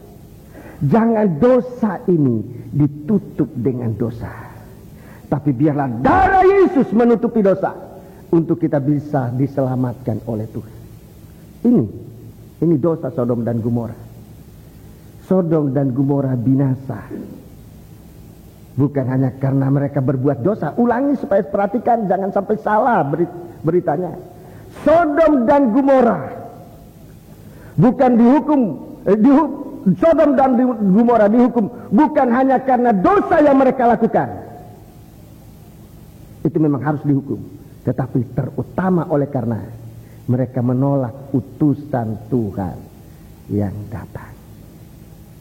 Mereka mau memperkosa utusan Tuhan. Ini 2 malaikat. Mereka memperkosa, maafkan, 3, bukan 2 orang, 3 orang ya. 3 orang, 3 malaikat yang datang ke Sodom dan Gomora. 3 malaikat yang datang ke Sodom dan Gomora. Mereka tidak memperlakukan sebagai utusan Tuhan untuk mengampuni, tetapi mereka malah meningkat sampai pada ambang kematian. Mereka tidak percaya pada 3 utusan Tuhan. Lut menerima, dia disingkirkan dari Sodom dan Gomora. Lut bersama keluarganya menerima 3 utusan Tuhan. 3 malaikat ini datang, dia terima dan mereka dibebaskan oleh Tuhan. Tetapi orang Sodom dan Gomora, mereka tetap tidak percaya, dihukum. Dalam Injil Yohanes pasal 3 ayat yang ke-17, 1 Injil Yohanes 3 ayat yang ke-17-18, orang yang tidak percaya sudah dihukum, itu mati. Coba tolong baca. Sebab Allah mengutus anaknya ke dalam dunia bukan untuk menghakimi dunia. Bukan. Kalau Tuhan mengutus 3 malaikat ini ke Sodom dan Gomora, bukan untuk menghukum, bukan. Tapi melainkan untuk menyelamatkan oleh dia. Terus barang siapa percaya kepadanya, ia tidak akan dihukum. Barang siapa tidak percaya, barang siapa tidak percaya, ini dosa yang mematikan. Barang siapa yang tidak percaya, ia telah berada di bawah hukuman. Bukan akan dihukum, tapi dia sudah berada pada puncak dosa. Dia berada di bawah hukuman. Terus, sebab ia tidak percaya dalam nama Anak Tunggal Allah. Ya, terima kasih. Dosa tidak percaya. Ini dosa tidak percaya, saudara. Dia akan berkembang sampai kepada maut, yaitu di dalam api neraka, penghukuman kekal selama-lamanya. Seperti Sodom dan Gomora. Seandainya orang Sodom dan Gomora menerima utusan Tuhan, seperti orang Niniwe menerima utusan Tuhan, Niniwe dibebaskan dari hukuman. Seandainya Sodom dan Gomora menerima utusan Tuhan, mereka tidak. Sodom dan Gomora akan masih ada sampai pada hari ini. Tapi karena mereka menolak, dan Alkitab mengatakan seperti Sodom dan Gomora itu sudah menjadi lautan api dan sudah menjadi lautan mati. Itu menjadi peringatan buat orang-orang yang kemudian, supaya jangan menolak kasih karunia Allah. Kita perhatikan ini dengan sebaik-baiknya, bahwa Tuhan mengasihi kita. Ini asap, ini dosa. Ini asap, ini dosa. Itu yang mematikan. Jadi sudah 2 kita lihat. Perkataan yang dari mulut, lidah, yang tidak bisa dijinakan. Yang kedua, dosa itu bagikan asap. Yang kedua, yang ketiga, belerang. Yang ketiga, belerang. Saya akan tunjukkan ini secara garis besar lebih dahulu. Semoga dalam studi saya akan ulangi. Ini juga akan masih diulangi pada waktu studi. Saudara jangan bosan membaca ayat-ayat firman Allah itu. Ayat firman Allah mengandung suatu rahasia Allah yang semakin kita baca, semakin kita menemukan rahasia-rahasia. Yang ketiga, belerang. Yang ketiga, maafkan, saya belum tunjukkan ayatnya bahwa dari Sodom dan Gomora nanti akan timbul asap. Pasal 19.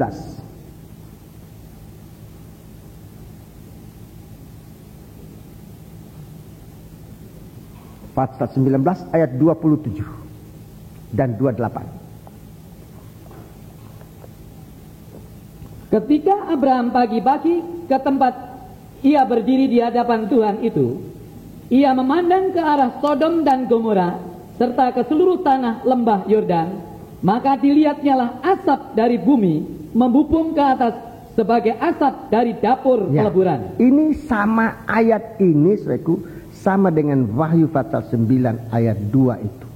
Ayat 1 dan 2. Dari jurang itu keluar asap.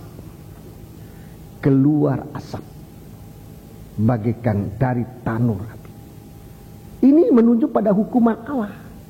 Dosa bertambah dosa itu hukuman Allah yang sedang berlaku.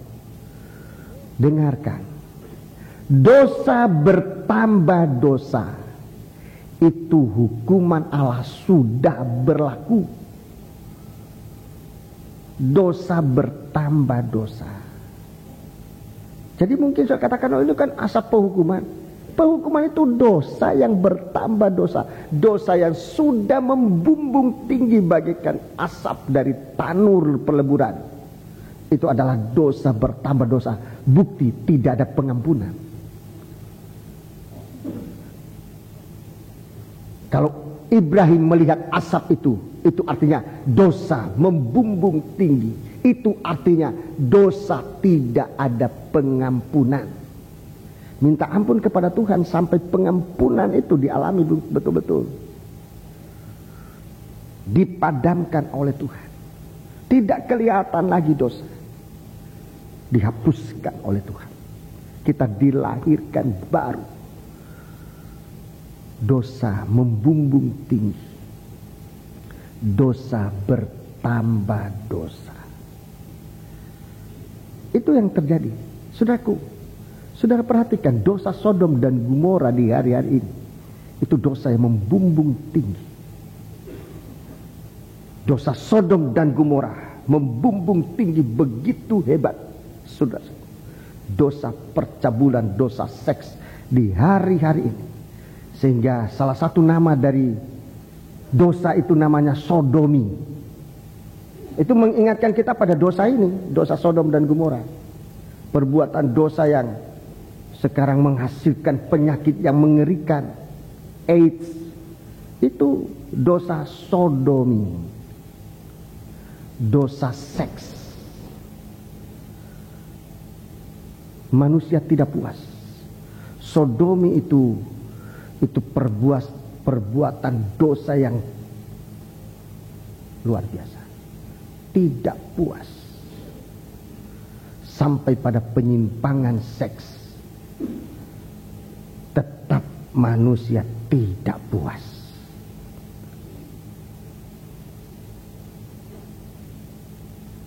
Kalau saya bicara ini, saya tidak bermaksud untuk bicara kotor, tapi dengarkan dengan baik-baik firman Tuhan. Manusia sudah berbuat dosa. Buahnya sudah dilihat oleh manusia mengerikan seperti Sodom dan Gomora. Sekarang saya mau tunjukkan dosa yang ketiga supaya kita lihat kaitan-kaitan ini. Dosa yang ketiga, belerang. Dosa yang ketiga itu belerang. Ini lebih halus. Jadi dosa itu makin hari kelihatannya makin halus, tetapi kuasa mematikannya lebih dahsyat.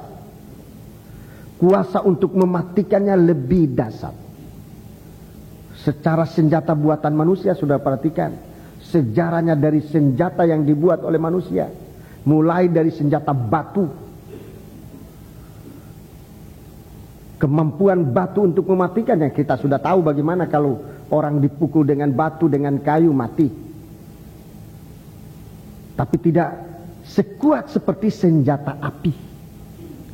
Senjata api lebih kuat dari senjata batu dan kayu. Senjata api sudah kuat, tapi tidak sekuat senjata atom. Senjata atom lebih hebat. Manusia di bumi ini sekarang masih ketakutan tentang, jangankan senjata atom, senjata batu, senjata kayu, senjata api kita sudah ngeri. Senjata besi, senjata tajam sudah mematikan orang, mengerikan. Manusia ketakutan. Padahal itu adalah sudah hanya bayangan daripada apa yang dikerjakan oleh 4 malaikat pembunuh untuk manusia. Yang dapat membunuh bukan cuma tubuh, tapi sampai pada jiwa ini masuk dalam api neraka. Sayangnya manusia tidak merasa ngeri soal itu. Manusia tidak merasa ngeri tentang dosa. Padahal ini dosa yang mematikan, senjata yang sangat mematikan. Manusia tidak ngeri. Manusia malah bermain-main dengan dosa. bermain-main dengan senjata yang mematikan. Yang ketiga, belerang.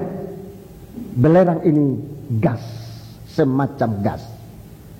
Saya kira secara senjata buatan manusia sudah mengetahui senjata apa sekarang yang sedang ditakuti.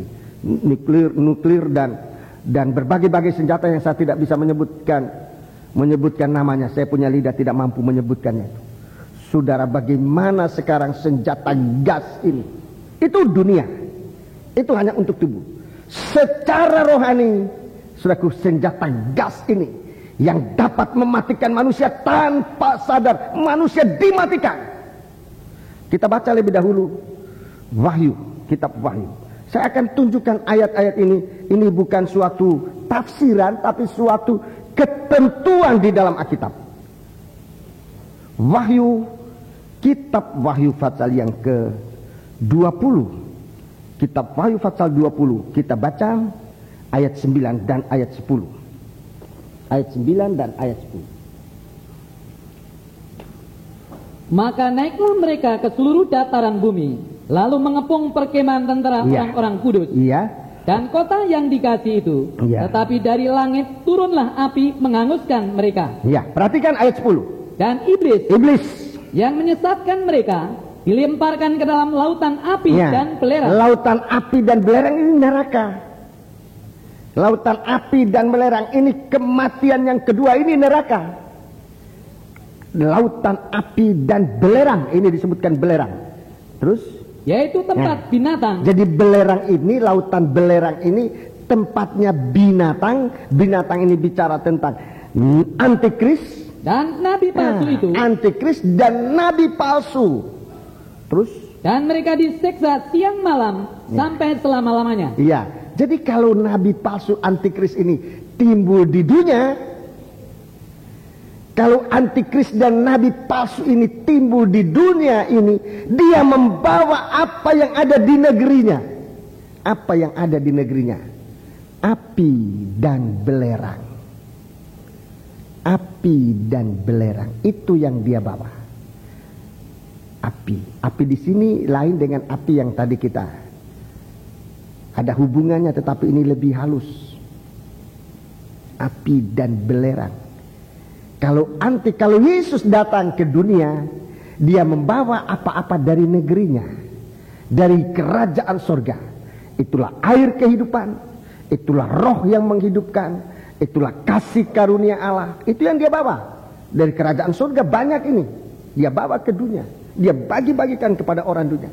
Tapi kalau nabi palsu dan antikris datang ke dunia, dia membawa api dan belerang. Sebab itu yang ada di negerinya, di dalam api neraka sana, itu yang dia bawa. Dia merupakan satu gas. Apa yang dibawa oleh nabi palsu? Pengajaran palsu. Untuk apa pengajaran palsu? Dengarkan.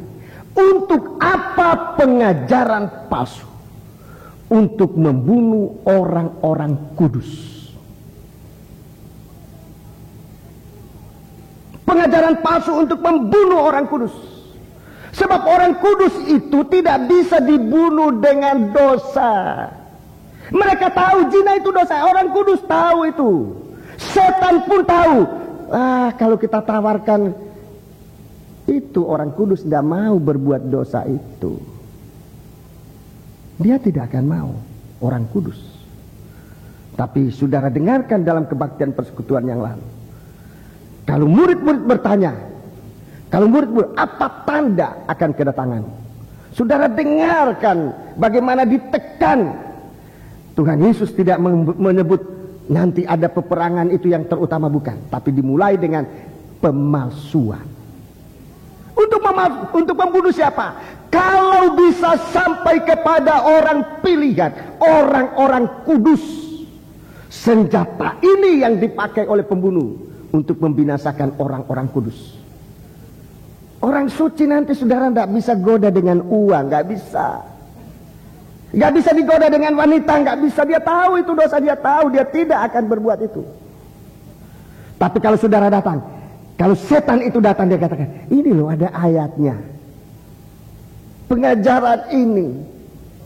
Wah, ini orang kudus bisa seperti jemaat dalam 2 Korintus pasal 11. Kalau setan ini datang dengan pemalsuan, Rasul Paulus mengatakan, aku takut kalau kamu jadi seperti Adam dan Hawa di Taman Eden. Sebab waktu setan itu datang menawarkan Yesus yang lain, kamu terima saja. Padahal mereka ini adalah wanita pilihan, anak gadis pilihan. Tapi waktu setan datang menyodorkan Yesus yang lain, kok kamu terima saja? Tidak ada roh perlawanan. Waktu setan itu mengajarkan tentang Injil yang lain, kok kamu terima aja? Tidak ada roh perlawanan, kamu sabar aja nerima. Waktu setan membawa Injil yang lain, kamu terima saja. Ini gas. Ini gas yang mematikan. Sekaligus banyak orang. Kalau senjata api masih perlu membidik. Tembak, hanya yang ditembak itu yang kena. Itu senjata api. Kalau atom lebih hebat. Tapi kalau gas, setitik gas dilepaskan dalam ruangan ini, satu ruangan ini akan mati. Di negeri kita baru terjadi, saudara lihat. Kalau saya bicara ini bukan untuk menjelek-jelekan, tapi untuk menggambarkan persepakan bola di Senayan. Bagaimana gas itu bukan gas yang mematikan, baru gas air mata. Kalau saya bicara ini bukan untuk menjelekan, untuk menggambarkan bagaimana dasarnya pengajaran palsu. Kalau seorang hamba Tuhan terlepas kontrol dari pengajaran yang benar, dia mengajarkan tentang pengajaran sesat, itu bagaikan gas yang mematikan. Siapa saja yang terimbas dengan gas itu akan mati dalam sekejap. Itu begitu dasarnya pengajaran sesat. Saudara-saudaraku, itu akan menggoda, akan mematikan kalau boleh orang yang terpilih itu juga. Sebab itu saudaraku, mari, kalau kita ini dianjurkan untuk setia beribadah, bukan hanya beribadah pada hari Minggu, tapi dalam berdoa, dalam menyembah. Bukan hanya berdoa menyembah, tapi dalam memeriksa firman Allah dalam Bible Study. Maksudnya bukan untuk menambah repot. Saudara, sudah repot. Memang di hari-hari akhir manusia akan direpotkan sedemikian rupa. Bukan tanpa tujuan. Supaya apa manusia direpotkan? Supaya dia tidak bisa ingat. Dia tidak bisa ingat akan Tuhan. Seperti zaman orang Israel di Mesir. Waktu Musa mulai mengerjakan kelepasan buat bangsa Mesir, buat bangsa Israel, Firaun tambah menambah kesibukan, tambah menyibukkan. Supaya apa? Supaya orang Israel tidak teringat akan Tuhannya. Tetapi Musa sebagai seorang pemimpin tetap berjuang, supaya bangsa Israel itu ingat akan Tuhan. Di hari-hari ini iblis akan begitu rupa juga. Dia akan melemparkan kesibukan dalam hidup manusia, sampai manusia itu lupa akan Tuhannya. Dan kalau sudah lupa akan Tuhannya, gampang diracuni, gampang dikasih gas yang mematikan, gampang. Kalau anak Tuhan itu sudah lupa Tuhannya, setan tinggal menghamburkan gas ini, gas yang dia bawa dari api neraka, hanya dihamburkan. Dan begitu cepat mengena. Sebab dia gas. Saudara tidak lihat, tahu-tahu mati. Dunia secara ilmunya membuat gas macam ini. Di waktu perang Teluk, saudaraku, kita sudah mulai but juga. Sebab kira-kira pada waktu itu mereka mau meledakkan gas ini. Itu buatan manusia. Tahu-tahu manusia mati, plak mati. Kena gas. Mungkin tidak ada baunya, tidak ada warnanya, tapi sudah ada di dalam udara. Manusia itu tahun geblak mati. Di dalam kehidupan rohani, roh dengan jelas mengatakan, di akhir zaman akan banyak orang gugur dari iman. Siapa gugur dari iman? orang pilihan yang tidak teguh dalam pengajaran akan menggelebak, akan jatuh dari iman.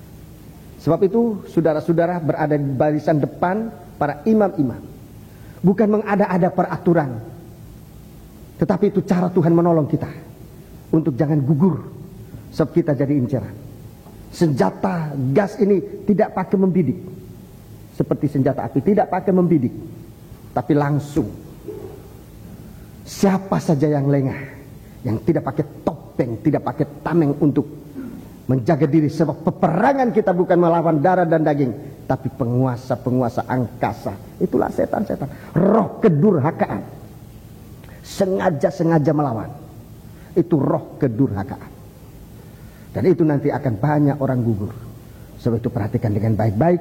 Berita ini sudah disampaikan. Dalam perhatian, dalam persiapan saya, sebetulnya ini akan saya sampaikan dalam kesempatan kebaktian yang lalu. Tetapi memang saudara belum menerima, sidang jemaat belum menerima. Rasanya saya ditahan oleh Tuhan untuk tidak membicarakan keluar lebih dahulu sebelum sidang jemaat ini digarap dengan sungguh-sungguh. Saatnya akan datang nanti, berita lebih besar akan dinyatakan dalam kita sekalian. Sebab itu mari kita mau sungguh-sungguh membawa diri kita kepada Tuhan. Jangan main-main dengan ibadah. Lagi saya katakan, jangan main-main dengan ibadah. Hiduplah terpelihara dalam naungan kasih sayang Tuhan. Bersama kita bangkit berdiri. Haleluya. Pemain-pemain musik,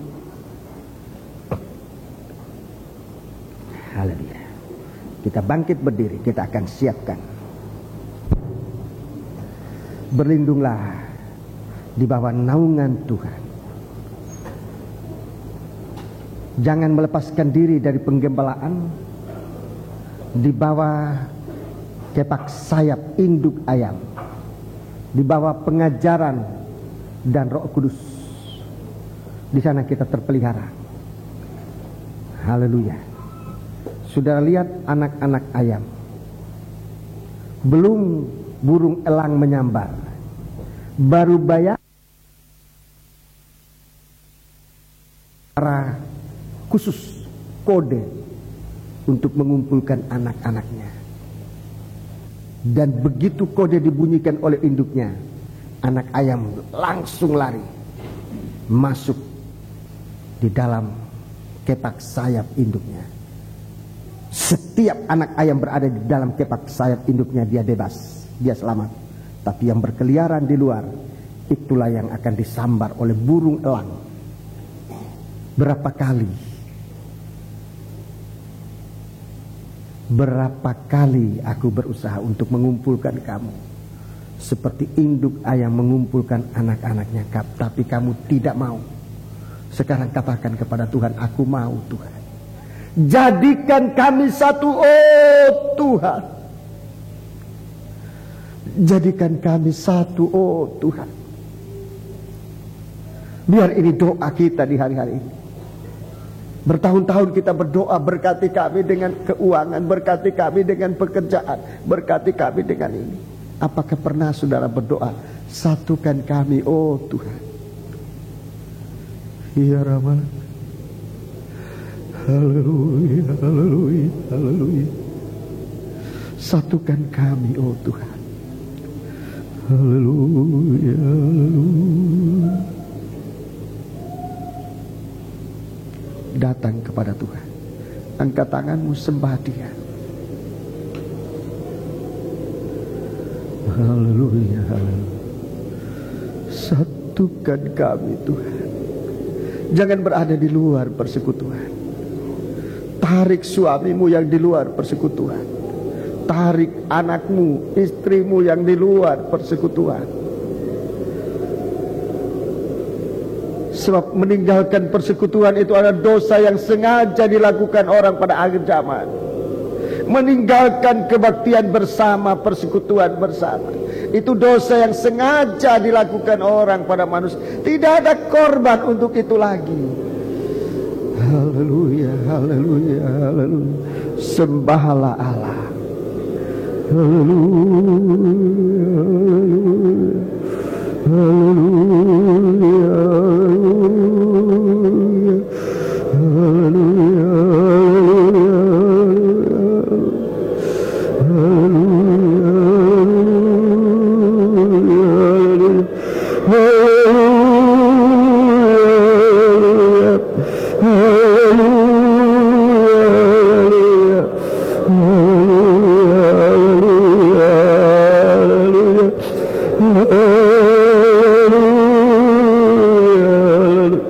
Terima kasih Tuhan.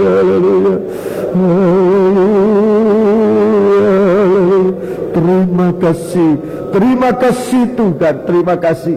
Jelaskan kehendak-Mu, jelaskan firman-Mu dalam setiap hati kami, agar kami menjadi umat-Mu yang terpelihara menjelang hari akhir zaman, agar kami semua masuk dalam Yerusalem baru, kesatuan yang tidak akan pernah terpisahkan lagi. Terima kasih sebab Engkau berikan kami dasar yang kuat, tembok yang kuat, dan Engkau menaungi kami dalam kuat kuasa-Mu ajaib. Terima kasih Bapa. Haleluya. Terima kasih. Kita melakukan nyanyian Ngapa Kau Memilihku. Kita ini adalah pilihan Allah yang sudah dipimpin oleh Tuhan. Doa kita yang terakhir supaya kita dikuatkan oleh Tuhan mengikut firman-Nya. Ngapa Kau memilihku. Haleluya. Dalam suasana kasih karunia Allah kita melakukan ini. Ngapa Kau percaya ini pekerjaan darah Yesus.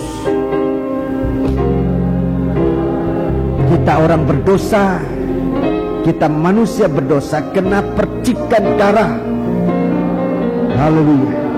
Dan setiap pribadi yang kena percikan darah, itulah yang dipilih oleh Tuhan. Manusia berdosa apapun juga, tapi begitu kena percikan darah, ia menjadi orang pilihan Tuhan. Haleluya. Mengampuni semua dosaku dan mau menyelamatkan. Ulangi dari atas.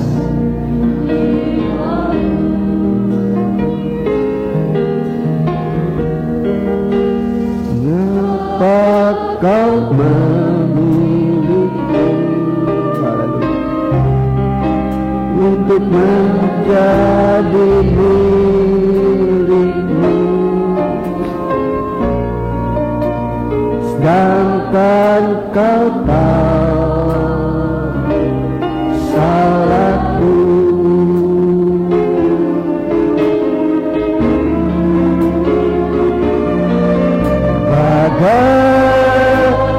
Bagaimana mungkin Kau mengampuni semua dosaku dan mau menyelamatkan. Angkat tangan dua, ucapkan syukurmu kepada Tuhan.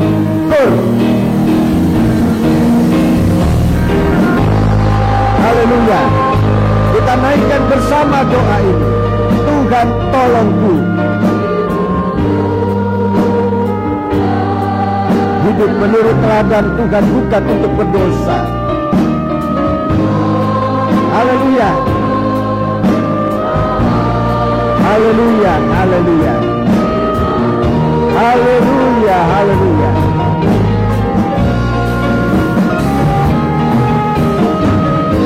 Haleluya. Sekarang hanya bagimu berjatuh sertamu. Diam. Kita ucapkan bersama doa ini.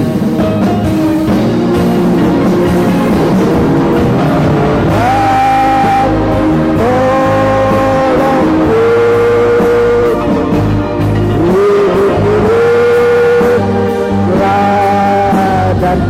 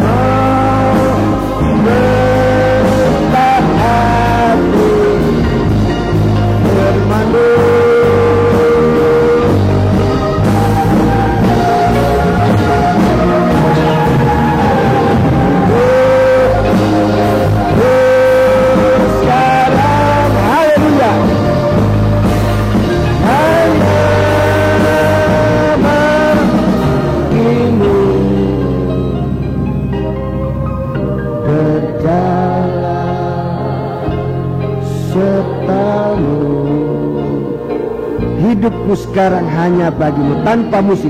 Hidupku sekarang hanya bagimu tanpa musik. Hidupku sekarang hanya bagimu, berjalan sertamu. Hidupku sekarang, ulangi. Hidupku sekarang, taruh tangan di atas hati. Hidupku sekarang hanya bagimu, jalan sertamu. Rendahkan diri di bawah kaki Tuhan. Hidupku sekarang hanya bagimu. Hidupku sekarang, hidupku sekarang hanya bagimu, berjalan sertamu tiap. Hanya ini yang kami persembahkan kepadamu Tuhan.